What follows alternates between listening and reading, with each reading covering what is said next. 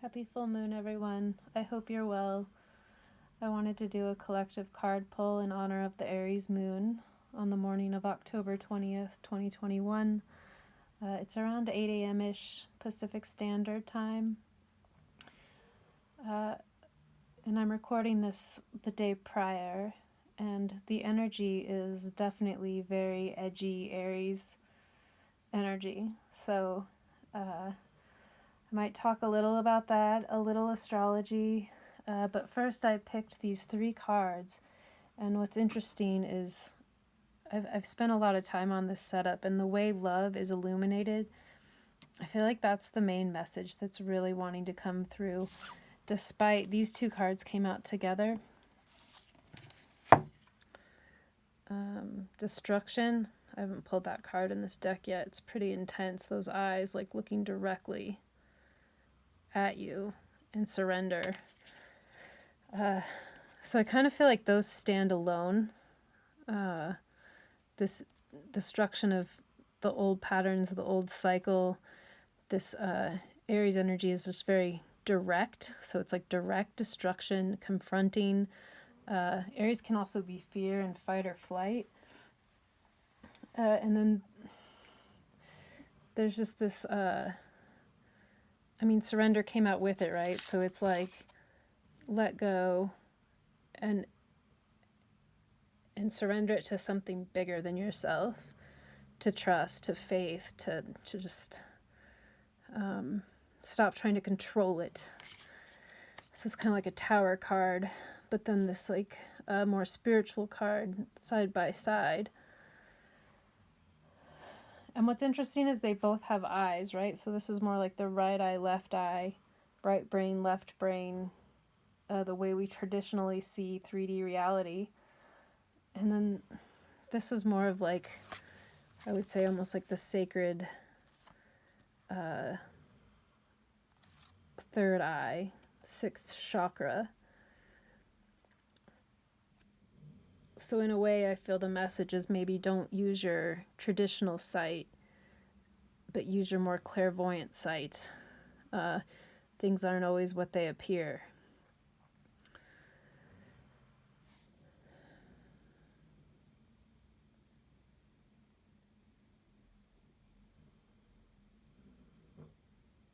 I'm just feeling if there's anything else that wants to come through these 2 cards. I'm also going to pull some cards, traditional tarot cards, but I wanted to start here and a lot of vision, sight, a lot of vision and sight energy coming through. So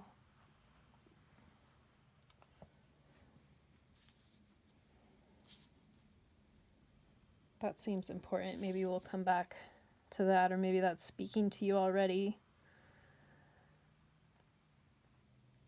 I definitely feel like the 2 of these connected. It's an overlay, and this eye is almost looking up to the higher self, to the surrender to the higher self, the bigger picture, the greater good. And there's like this sparkly stardust around it. Whereas this one just has this very confrontational Aries energy.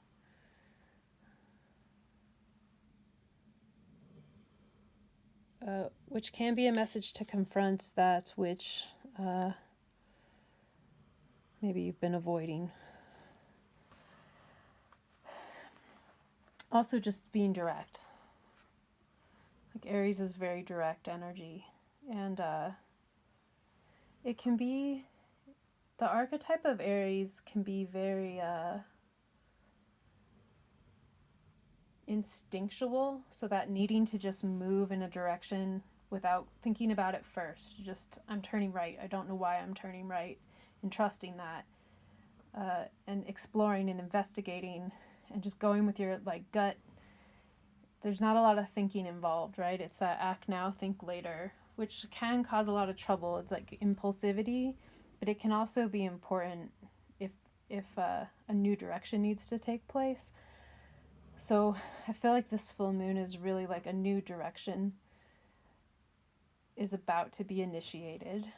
and that this destruction of the old cycle, the old patternings, the old mindsets are going to get illuminated by this full moon. So how can we stay present and surrender within that while this destruction's happening instead of reacting to the destruction? And this can be happening externally, or this can just be an internal process happening. Aries is also fight or flight. I don't know if you're feeling any of that today.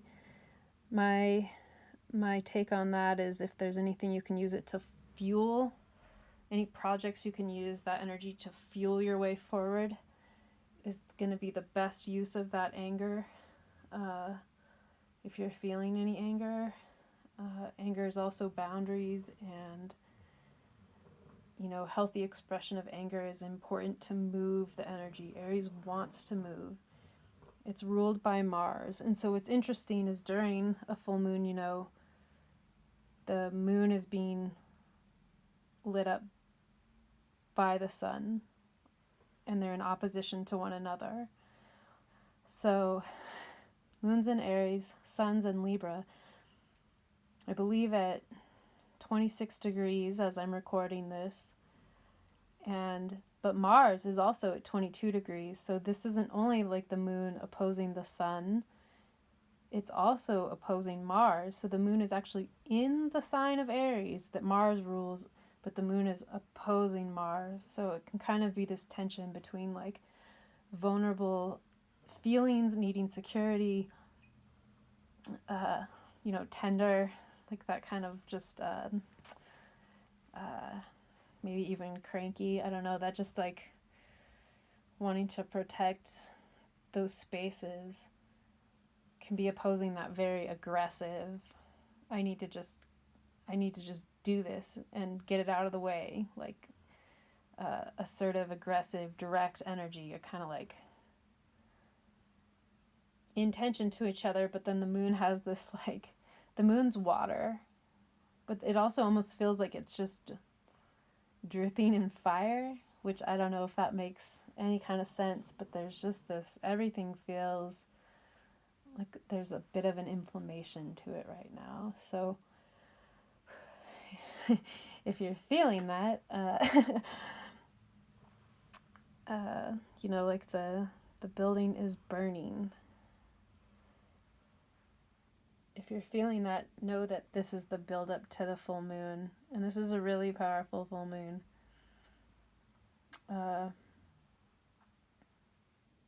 Aries is the brand new start to a brand new cycle. So we also have a bunch of planets that just went direct, also fueling this forward momentum.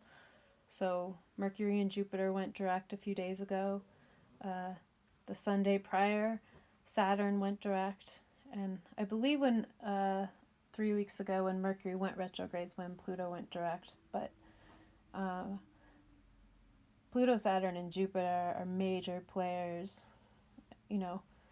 It's the structure of 3D reality, expansion, and the soul are all now in a forward-moving progression. And then Mercury just kind of frees up the thought process. So lots of direct confrontational energy happening right now. And I hope that this can be helpful. I felt inspired to pull some cards. I don't know if you might be feeling my energy is pretty intense at the moment.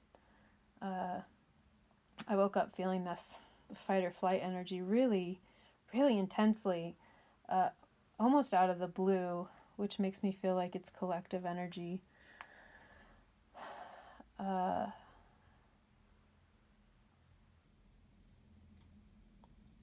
So know that the intensity will pass once the moon shifts into Taurus in a few days. We'll get through this. But if you're feeling that like fiery edginess combined with that like more emotional, kind of like not tender, not cranky, but that just kind of like wanting to step back from it all feeling. No, you're not alone. And I'd also invite you to just tell me what your experience is. It could be totally different than what I'm describing. And I by no means want the astrology to be like prescriptive. It just is maybe a validation of what you might be feeling and a possible why. So, like I said, destruction and surrender came out together, and then I was going to leave it at that, and I decided let's pull one more to have the three, the triad, and then I haven't pulled this card yet either, just the love card came out, and I messed with this setup forever, and it's kind of making me laugh how destruction in the past placement is like in the dark. The now card, surrender, would be, semi-illuminated. And then we've got this like, I don't know if it's just the colors or the way the light is hitting it, but like the love card is just glowing. And I'm taking that to mean that the medicine for this is to come back to the essence of love. So we have the eyes and the sight here, but then here we have the hands, open heart.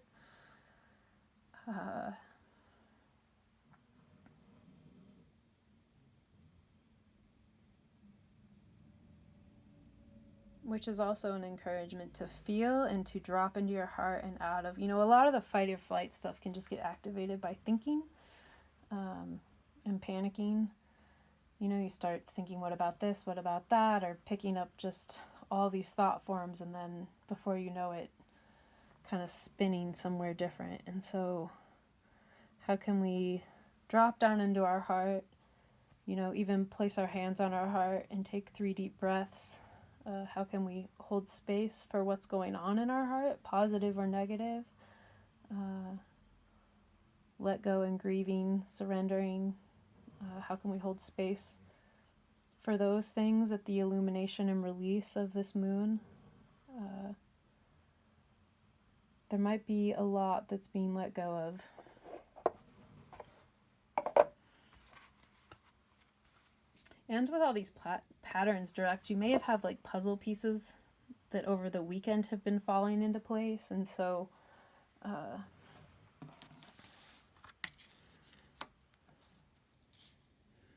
this destruction card just does not want to light up. It's interesting how it like wants to stay in the shadows.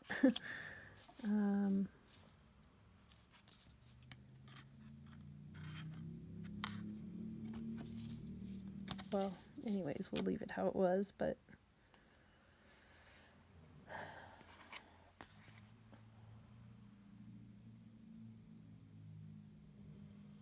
and I did my prayer as I always do, asking for no interference and for this be of the highest good of any and all that tune in. And so the first 2 cards they came out right together. And then I decided to sit down and intentionally pull one more card. And I kind of was shocked when I saw the love card. So whether that means just having more self-love or compassion for whatever you're currently confronting, letting go of, whatever is in a destruction phase in your life, or maybe has already been demolished, and it could possibly be overwhelming to be looking at, a destructive landscape instead of one that's polished. And then it's also this idea of, can we surrender to love?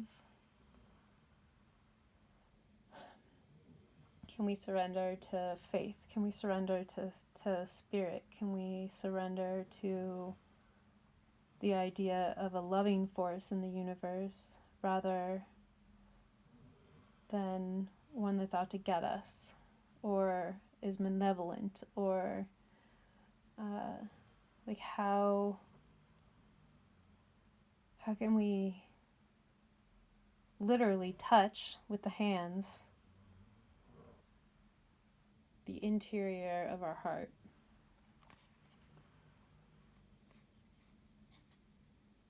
And how can that be the salve for all this inflammation going on? It's a good question. I don't know that I have the answer, but I feel like that's the main message that really wants to come through right now. I'm actually going to look at the guidebook and see what it says for this.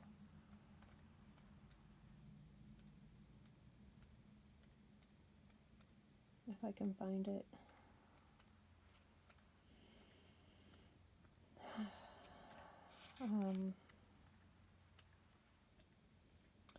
So it's less about self-love, because there's actually a self-love card in here. Do you hear Bernice snoring? She's like curled up sleeping.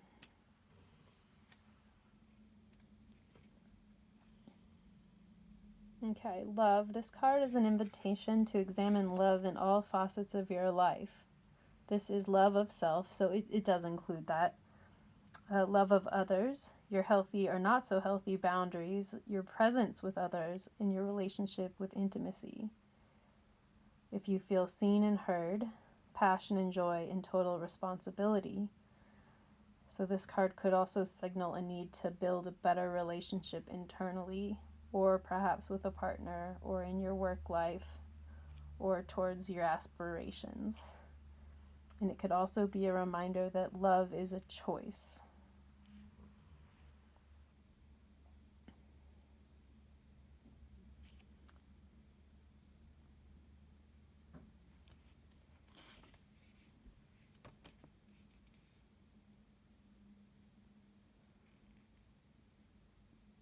Our relationship with love in all its forms is always in motion and flux. When this card makes itself known to you, it simply means you should spend a day or two witnessing how love lives in your life. So that's the invitation over the Aries moon. And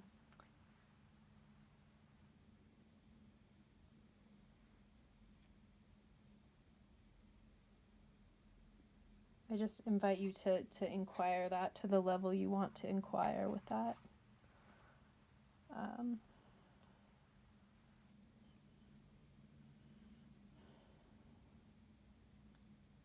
Which is also interesting that,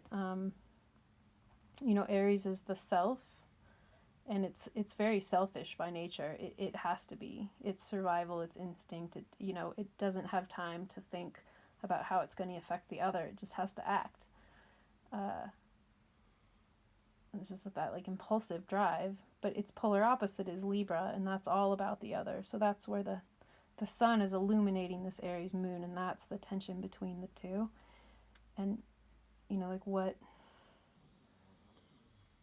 is the level of self-love within, and how does that reflect in your external environment? So that's even more in depth than I thought it was going to be. I kind of feel humbled by that. I just wasn't expecting that. So I think when you don't expect it, it means it's really what needs to come through. So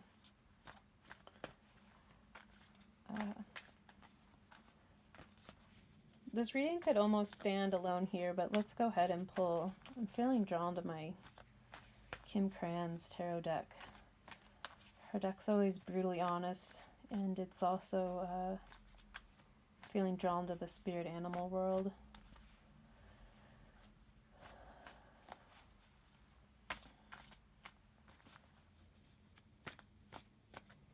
Okay, so what is the most important thing for us to know at the full moon? That card just totally fell on the floor. So we have the Hierophant.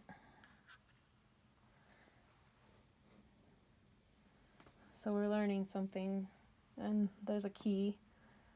There's something about to be unlocked, and yet there's this incredible lightning strike of inspiration. It can also be like the Tower card of destruction. Sometimes it feels like that when we have a reality shatter, or an epiphany. The old kind of falls away in light of this new teaching.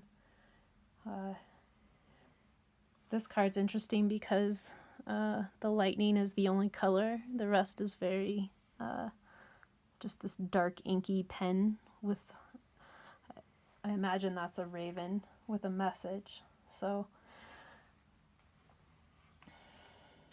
I can almost hear him. And these lines, it almost looks like a drab rainy day, but then this like flash of inspiration. So be on the lookout for that. That's what's going to be most important. Ooh, I really like that.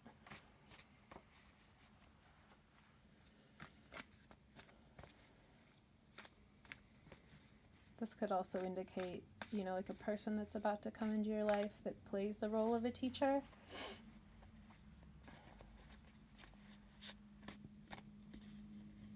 If that bird were in real life, I would probably ask it if there was a message and then get quiet and listen and see what comes back.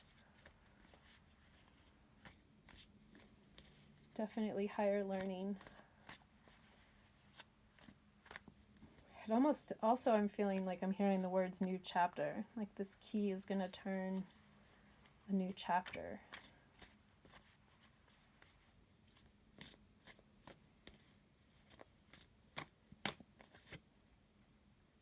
Okay, then the next card, let's see.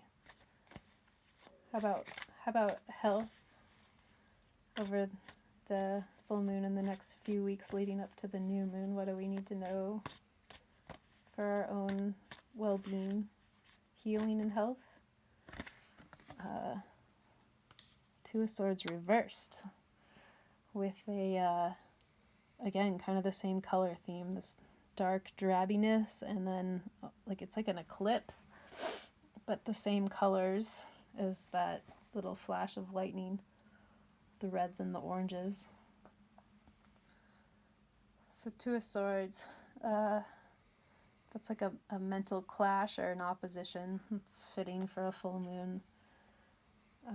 Two energies fighting, coming to a cross.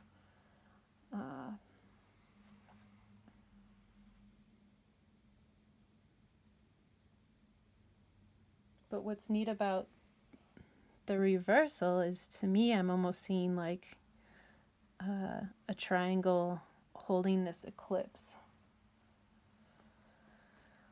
And it's almost like the key would fit in, like this is the keyhole and it's going to unlock it and we're going to find the illumination behind it.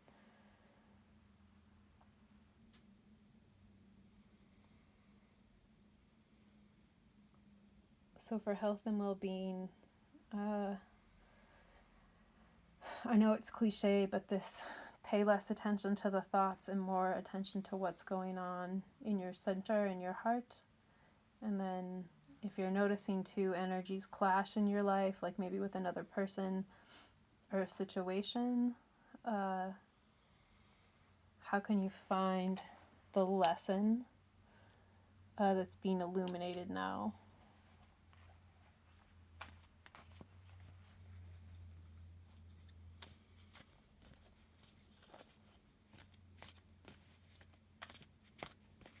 And then let's go ahead and draw the next card. Can go over. It can be relationships or love. That'll go over the love card.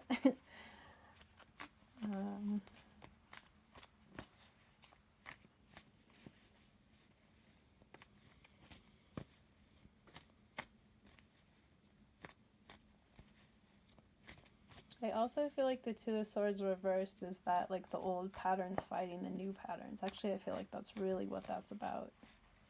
And how can you find the still point outside of those dualities, outside of good or bad, outside of the opposition, to let the key turn the lock over the next few weeks? Because technically Mercury's still in the shadow retrograde until November 3rd.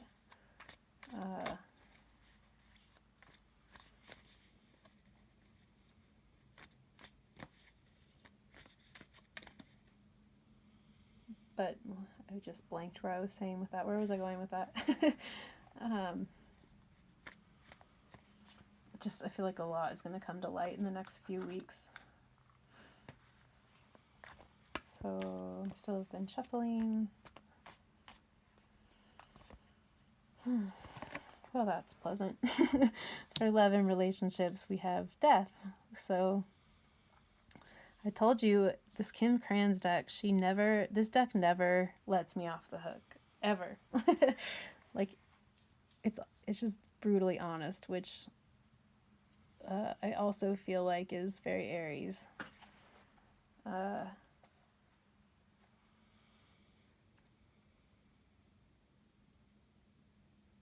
Interesting too that we have like the bird here and then the bird skeleton there.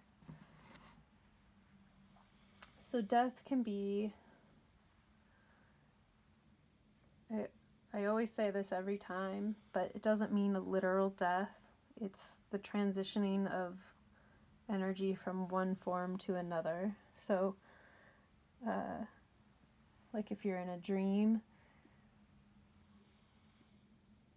and you die in a dream, you don't actually die.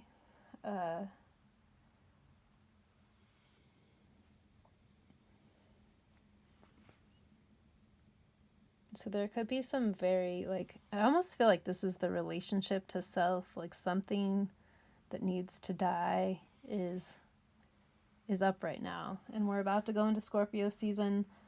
In the northern hemisphere it's fall, and there's just all of this let go, like release before winter.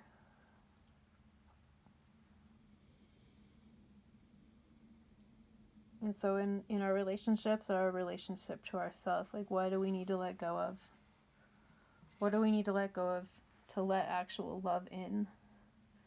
What do we need to let go of mentally? And again, like what are we learning from the situation? It's always like a good place to go with it. And sometimes it's not possible to know until after.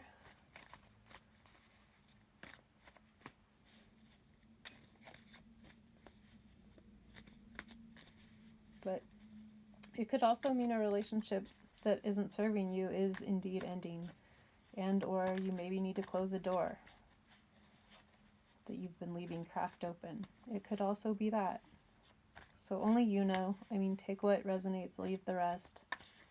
I really don't even know if anyone watches these, so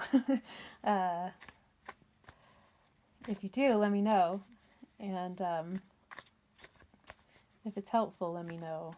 And also, any experiences you want to share, I'd love to hear about.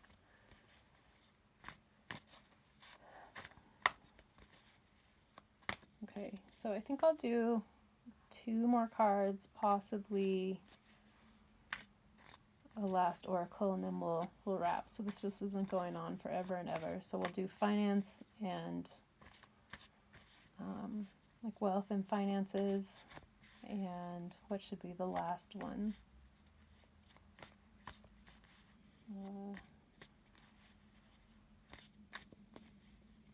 I'll just say like what's the most important message from Kim's deck for the highest good of everyone. Tuning in. Okay, so health and finance. Let me breathe and focus.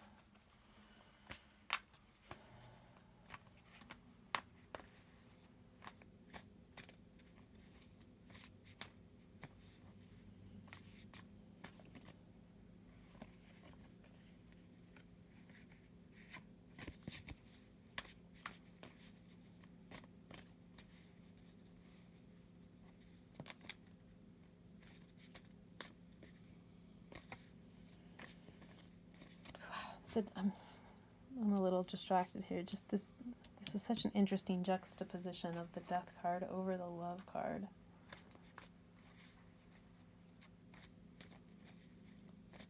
Death is also like what is stagnant, needs to move. So what What's stagnating for you that needs to transition into a different form of energy? So just remember, death isn't the opposite of life, it's a part of it. And often with death too, there's this element of grieving. So this might not even be like a current relationship in your life. This could be like a past relationship that still needs grieved, you know, that you couldn't fully get over at the time, that needs like some healing to be able to not let it drag you down, if that makes any sense.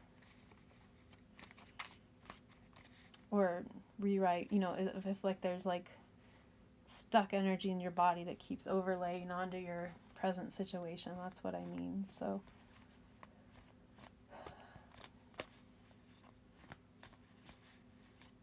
just giving yourself permission to feel any feelings that are maybe there.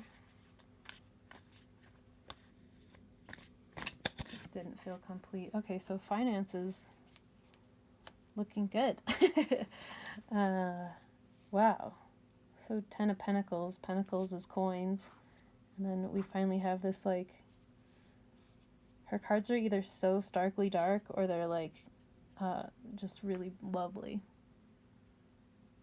Did I say 10? It's 9. It's reversed though. Looks the same either way. I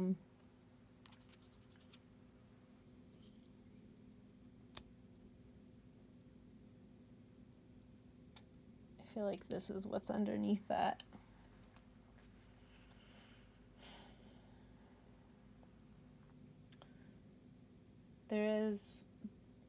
There is like a bright light in all this darker energy. There is abundance coming through. I feel like it's even connected to what the lessons are. There's going to be a way to turn around and I want to say profit from that, but like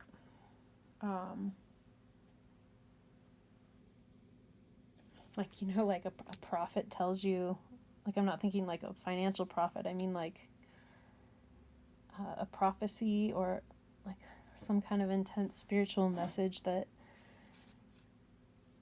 helps guide your path forward with doing what it is you really want to be doing, because that's where it's going to be like following your highest. But what is all this old we have to let go of to follow our highest? I've been asking myself that question a lot recently.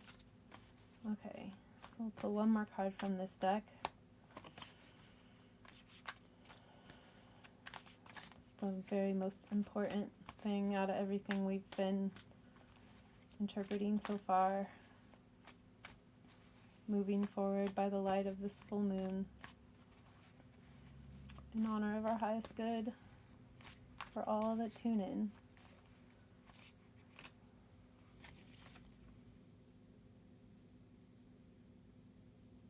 Okay, so 2 cards came out. Butterfly, 2 of Pentacles, this like lovely figure 8 of infinity between the two. That feels very Libra to me, of finding balance. And I like that that's laying over top of this card. So through this death and rebirth process, there is new life, new flight,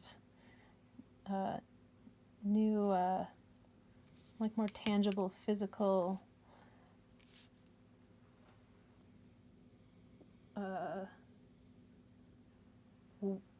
ways to move forward in your life. And I love that the color is spinning around the two of Pentacles. The 2 stars, actually. I also like that the like death bird is just looking directly at it, right? Which the death card also feels very Pluto-esque, and Pluto, the god of underworld and death and rebirth.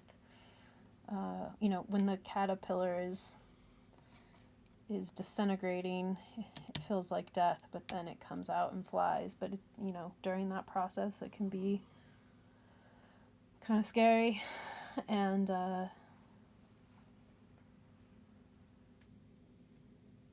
there's this element of balance, unity, the other forward, upward momentum. We kind of have this circular healing here, and then this forward, upward momentum. I said that 9 was reversed, but it's not. I haven't used this deck for a while. I'm always I don't want to say I'm afraid of this deck, but it is so, it doesn't lie. And then the 6 of Wands is the last card, even though those two came out together. So, again, with the fire transformative energy that our inner light is going to spark in the dark. And I feel like that also comes back to the light in your heart being the most important message. How do we get back to the light and spark that in our heart, no matter what darkness or death or whatever apparent, destruction or disarray or circumstances are challenging us, opposing us. I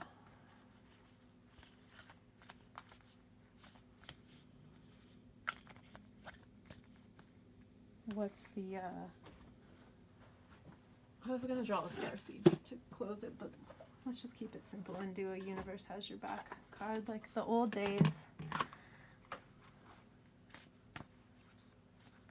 Because I want to respect your time. But wow, we went from 3 really pretty bleak dark cards to this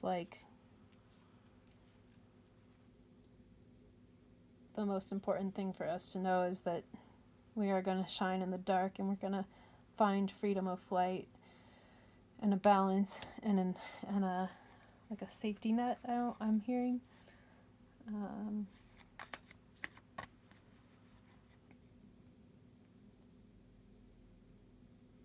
also hearing that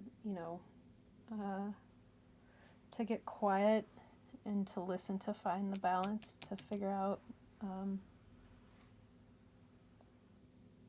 how to